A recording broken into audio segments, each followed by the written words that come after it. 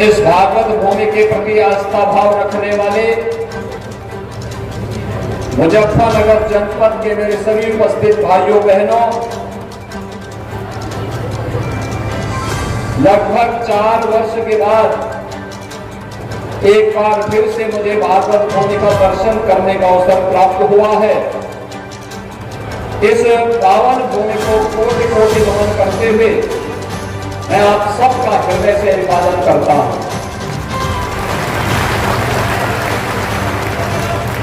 भाइयों बहनों, आज मेरा सौभाग्य है कि मेरे सामने यहाँ के पूज्य संतों ने जो प्रस्ताव रखा था, हमारे माननीय जनप्रतिनिधियों ने जो प्रस्ताव रखा था, आज जल शक्ति मंत्री भी और विभाग के प्रमुख सचिव भी यहाँ मेरे साथ में हैं कि मां गंगा की पवित्र धारा सुख तीर्थ से होकर के बहनी चाहिए। वह सपना भी आपका साकार हो रहा है। मैं आप सबको मां गंगा को प्रणाम करता हूं और आपको इसके लिए बधाई देता हूं। मां गंगा तो देव नदी है, साक्षात भगवान विष्णु के चरणों से निकल करके भगवान शिव ने जिन्हें अपनी जटाओं में धारण किया और महाराज भागीरथ की तपस्या के कारण इस लोक में आकर के हजारों वर्षों से कोटि कोटि मानवों के उद्धार का कार्य बन रही है। हम सबके जीवन को सुख और समृद्धिमय करने का कार्य जो पावन देवतुल्य नदी कर रही है, वह मां गंगा की धारा सुख तीर्थ से होकर के बहेगी। यह हम सबके लिए अद्भुत क्षण है। भाइयों बहनों, आज जब एक और सुख तीर्थ से मां गंगा की धारा फिर से आई है, ये चैत्र तो भागवत भूमि है। मैं भी आया यहां पर जब सुख तीर्थ के पावन आश्रम में मैंने यहां मंदिर का दर्शन किया। मैं देख रहा था कई भागवत कथाएं यहां पे चल रही हैं। श्रीमद् भागवत महापुराण की कथा यहां चल रही है।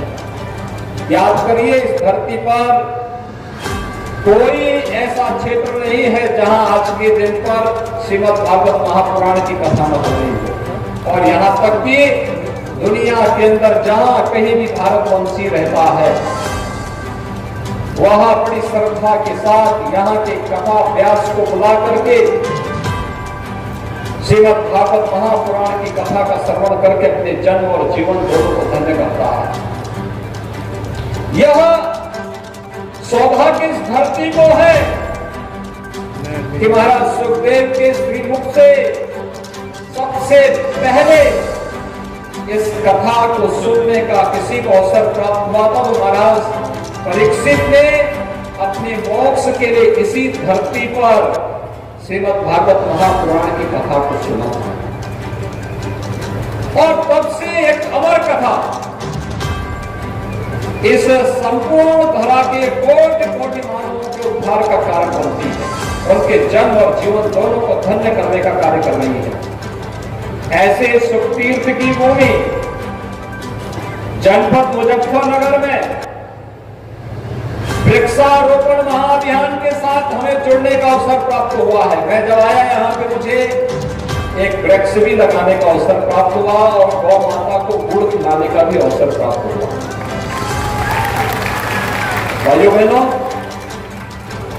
आपने देखा होगा यहाँ पे जो अक्षय वट है, 5000 वर्ष पुराना अक्षय वट है और मान्यता है वह सदैव सदाबहार रहता है।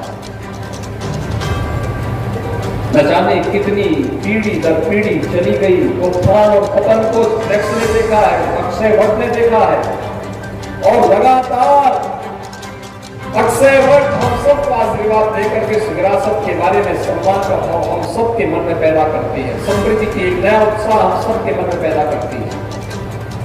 याद करिए कितनी समृद्ध विरासत हमारी है, कितनी समृद्ध विरासत है। इतिहास की भूमि है, भारत को भारत बनाने वाली भूमि है।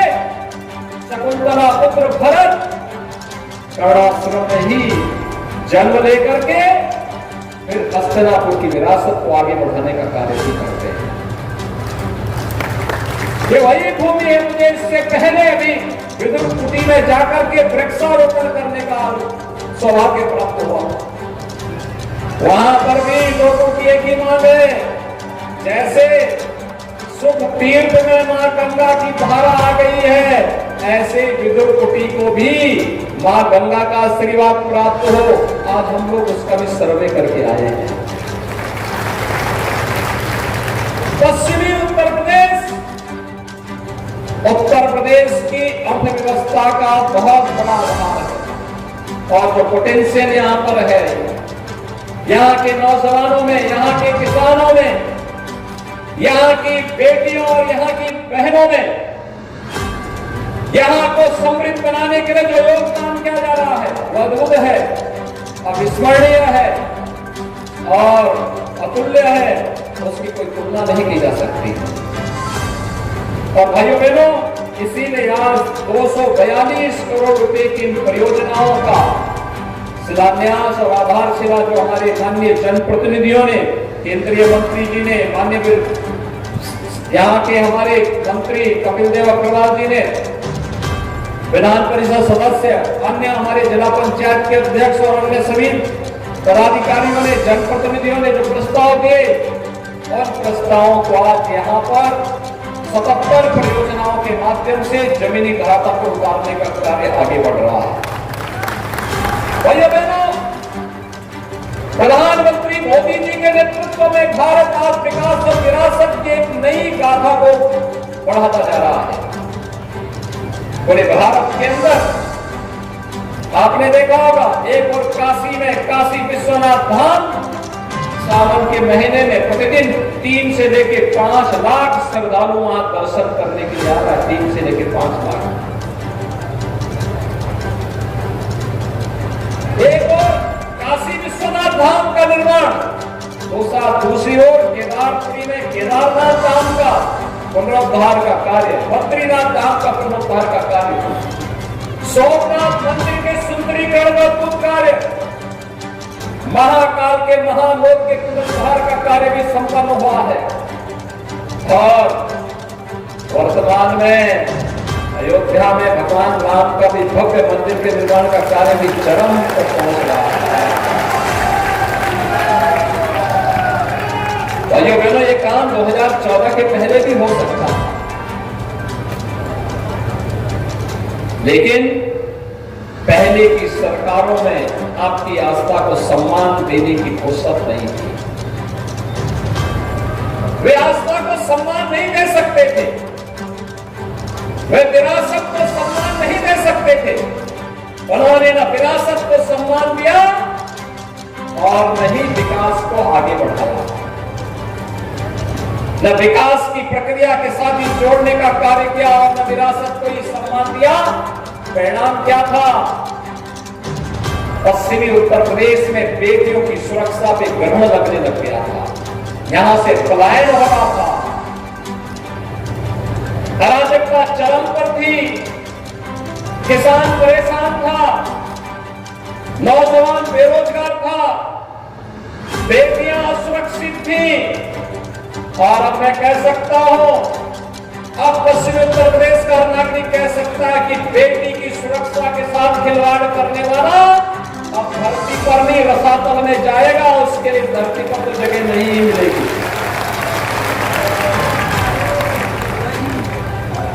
अब कोई यहाँ प्लान नहीं करा सकता है। यहाँ के किसानों को, यहाँ के व्यापारियों की सुरक्षा की गारंटी डबल इंजन की सरकार दे रही है। पलायन कराने वाले स्वयं पलायन कर गए। अब व्यापारी को, यहाँ के नागरिकों को कोई पलायन नहीं करा सकता।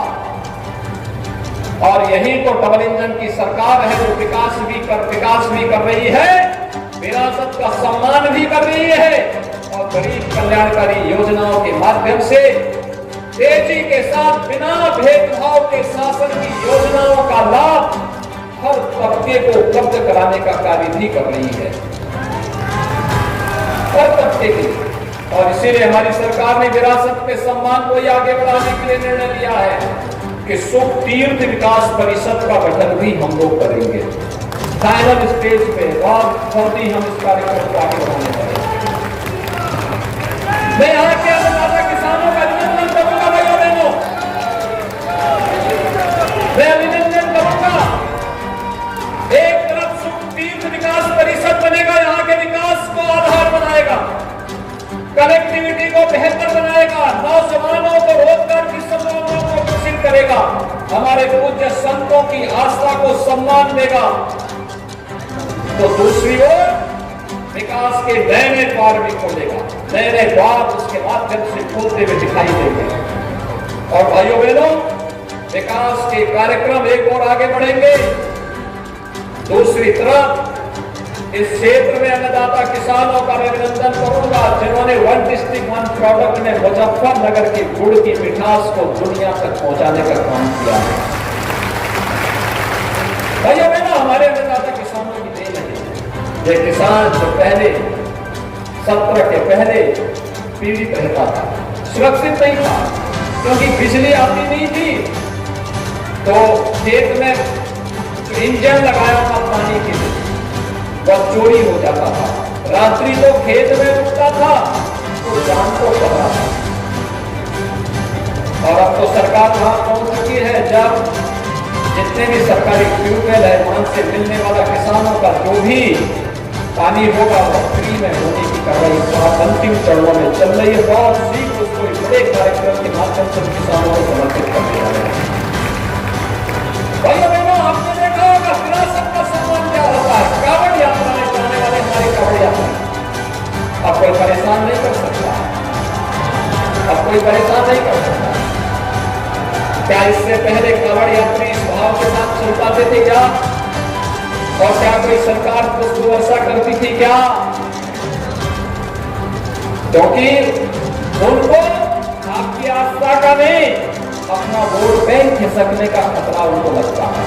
और मैं धन्यवाद दूंगा कि आप जातिवाद से ऊपर उठ करके, परिवारवाद से ऊपर उठ करके, जो लोग पहले डरते थे कि कांवड़ यात्रा को निकालने देंगे और पुष्प वर्षा करेंगे तो वोट बैंक खिसक जाएगा, आपने उनको सत्ता से ही खिसका दिया है और वहां पहुंचा दिया जहां वो द्वारा आने की नौबत ही नहीं है।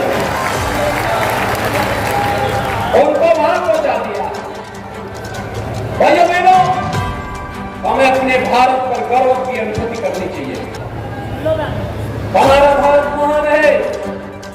हमारी समृद्ध विरासत को आगे बढ़ाने के लिए आज विकास की आवश्यकता है। हर घर में समृद्धि आए, इसके लिए आवश्यक है उसके घर में खुशहाली लाने के लिए समृद्धि के मार्ग खोलने पड़ेंगे और इसके लिए विकास के कार्य हर स्तर पर होंगे। इसके लिए कोई कोताही नहीं बरतेंगे। विकास के लिए कोई पैसा आड़े नहीं आने पाएगा। पैसे की कोई कमी आज के दिन पर नहीं है। डबल इंजन की सरकार प्रधानमंत्री मोदी जी के नेतृत्व में, उनके मार्गदर्शन में सुरक्षा भी देगी, समृद्धि का मार्ग भी प्रशस्त करेगी। और सुरक्षा और समृद्धि के इस मार्ग को लेकर के आज 242 करोड़ रुपए की परियोजनाओं का शिलान्यास और लोकार्पण करने के लिए भी यह मंच आपके पास आया है। इसमें स्वास्थ्य की भी है, शिक्षा के लिए भी है, जल संसाधन की भी है, पर्यटन की भी योजनाएं हैं। विकास के सर्वांगीण विकास की आधारशिला जिन कार्यक्रमों के माध्यम से रखी जा सकती है वे सभी इसके साथ समाहित की गई। और भाइयों बहनों, आज मैं इसीलिए आपके बीच आया हूं। आज जब मैं यहाँ पर आया हूं, मैं यहाँ पे जैसे आया मैंने अक्षय वट देखा, मैं अभिभूत हो गया। एक आध्यात्मिक शांति, कितना सुकून मिलता है उस पेड़ के नीचे बैठने। अक्षय वट के नीचे जाने में कितना आध्यात्मिक सुकून मिलता है। और आज यहाँ पे भगवान सुखदेव की ही प्रेरणा से उत्तर प्रदेश सरकार, डबल इंजन की सरकार, भारतीय जनता पार्टी की डबल इंजन की सरकार, भाइयों बहनों 30 करोड़ वृक्षारोपण के कार्यक्रम को आगे बढ़ा रही है। अभी मैं आधे घंटे पहले जानकारी ले रहा था कि कितने वृक्ष लगे हैं।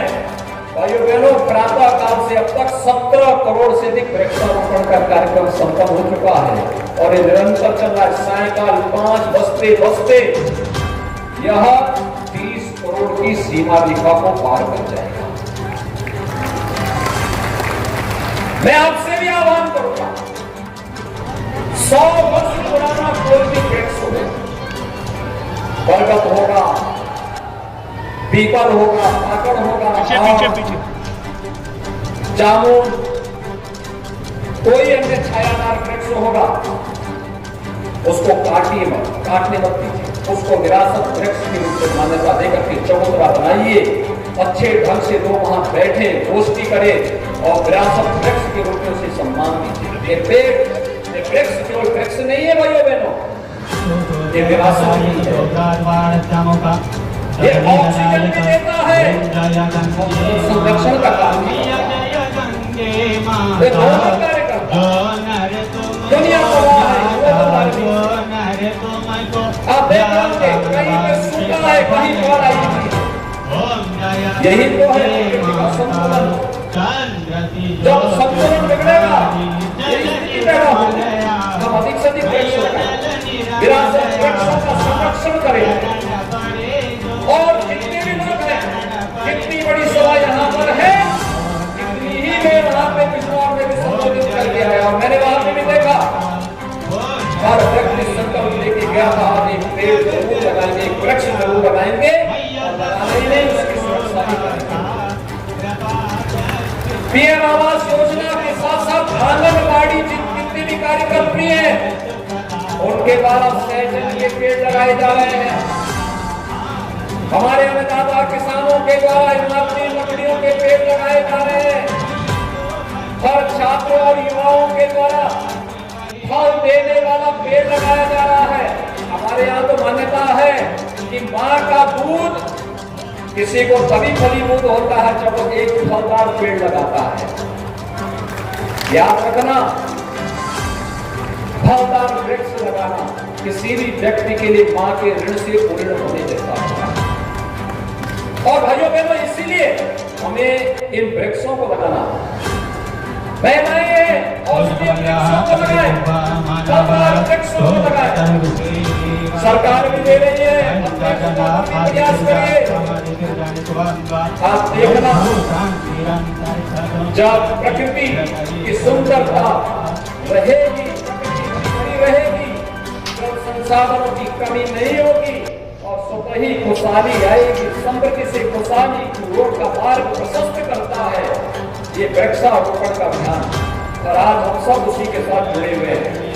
भाइयों बहनों, मैं आप सबको आज के अवसर पर आश्वस्त करने के लिए आया हूँ, ये डबल इंजन की सरकार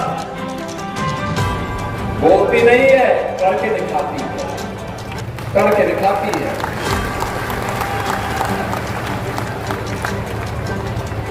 मैं धन्यवाद देता हूँ मुजफ्फरनगर वासियों को कि उन्होंने ट्रिपल इंजन के रूप में पालिका में हमारे भारतीय जनता पार्टी के अध्यक्ष को चुनाव जिता करके भेजा। मैं उन सबका आभारी हूं जो लोग लगातार डबल इंजन सरकार को अपना आशीर्वाद दे रहे हैं। यह आशीर्वाद सरकार के लिए नहीं, सुरक्षा और समृद्धि को पुष्ट करने के लिए, उसको मजबूती प्रदान करने के लिए, उन भ्रष्टाचारियों के लिए एक संदेश है, उन माफिया और अपराधियों के लिए एक संदेश है जो गरीबों के हक पर डकैती डालते थे, व्यापारियों की जबरन वसूली करने का कार्य करते थे और बेटियों की सुरक्षा में सेल लगाने का कार्य करते थे।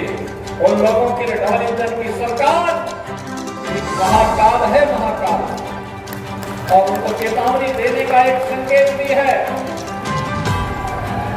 कि हम लोग सबकी सुरक्षा और समृद्धि की बात करते हैं।